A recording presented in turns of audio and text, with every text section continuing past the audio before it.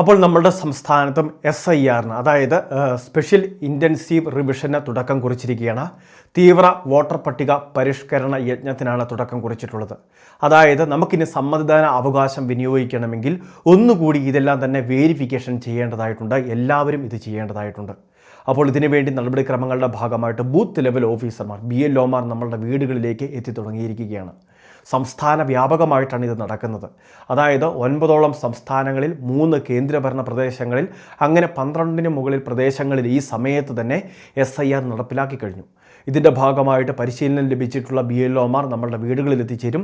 Enumeration form എന്ന രീതിയിൽ ഒരു ഫോം, അതായത് നമ്മളുടെ വീട്ടിൽ നിലവിൽ രജിസ്റ്റർ ചെയ്തിട്ടുള്ള വോട്ടർ പട്ടികയിൽ പേരുണ്ടായിരുന്ന എല്ലാവർക്കും കൃത്യമായിട്ട് ഒരു ഫോം നൽകും. അത് നമ്മൾ ഒന്നുകൂടി വെരിഫൈ ചെയ്ത് പൂരിപ്പിക്കേണ്ട ഭാഗത്ത് കൃത്യമായിട്ട് പൂരിപ്പിക്കേണ്ടതുണ്ട്. മലയാളത്തിൽ തന്നെ പൂരിപ്പിക്കാനുള്ളതേ ഉള്ളൂ. നമ്മളുടെ ഡീറ്റെയിൽസ് മാത്രമാണ് ഇവിടെ ആവശ്യപ്പെട്ടിട്ടുള്ളത്. ആദ്യഘട്ടത്തിൽ നമ്മൾ 12-ൽ പരം കുറച്ച് രേഖകളുടെ കാര്യങ്ങളൊക്കെ ചില ചാനൽ വഴി അല്ലെങ്കിൽ ചില വാർത്തകളിലൊക്കെ കണ്ടിരുന്നു. അത് ഈ സമയത്ത് നമ്മളോട് ആവശ്യപ്പെടുന്നില്ല.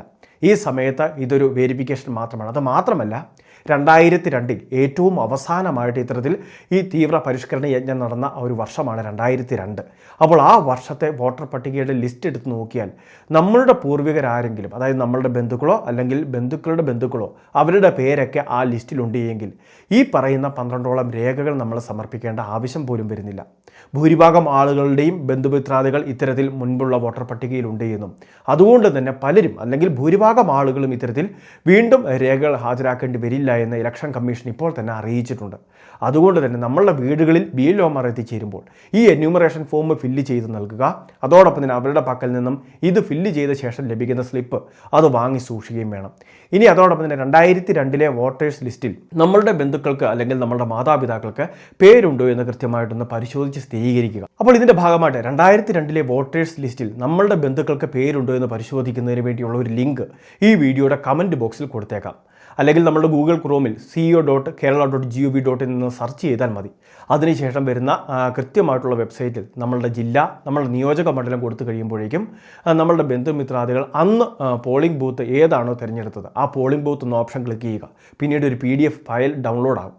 ആ ഫയലിൽ നമ്മളുടെ ബന്ധുമിത്രാദികളുടെ പേര്, വീട്ടുപേര് ഉൾപ്പെടെയുള്ള എല്ലാ കാര്യങ്ങളും ഉണ്ടാകും.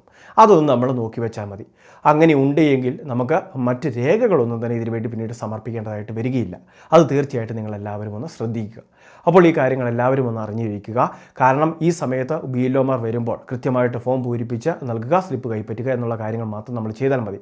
പ്രവാസികളായിട്ടുള്ളവർക്ക്, നാട്ടിലില്ലാത്തവർക്കൊക്കെ ഓൺലൈൻ വഴി ചെയ്യാനുള്ള സംവിധാനമുണ്ട്. അല്ലെങ്കിൽ അവർക്ക് വേണ്ടി നമ്മുടെ വീട്ടിലുള്ളവർ ഈ കാര്യങ്ങൾ പൂർത്തീകരിച്ചാലും മതിയാകും. ഇനി സ്ഥലത്തില്ലാത്തവർ, ആരുമില്ലാത്തവരെ സംബന്ധിച്ചിടത്തോളമാണ് ഈ കാര്യങ്ങളെല്ലാം തന്നെ ഓൺലൈൻ വഴി ചെയ്ത് സബ്മിറ്റ് ചെയ്യേണ്ടത്. പിന്നീട് വെരിഫിക്കേഷൻ സമയത്ത് നമ്മളുടെ ബന്ധുമിത്രതകൾ ആരെങ്കിലും ഇതൊന്ന് വെരിഫിക്കേഷൻ ചെയ്താൽ മതിയാകും. അപ്പോൾ ഈ വളരെ പ്രധാനപ്പെട്ട ഇൻഫർമേഷൻ എല്ലാവരും ഒന്ന് ശ്രദ്ധിക്കുക. സുഹൃത്തുക്കളിലേക്ക്, ഗ്രൂപ്പുകളിലേക്ക് ഷെയർ ചെയ്ത് എത്തിക്കുകയും വേണം. ഇതുപോലെ ഇൻഫർമേഷൻ ചാനൽ മറക്കാതെ സബ്സ്ക്രൈബ് ചെയ്യുക, ഫോളോ ചെയ്യുക.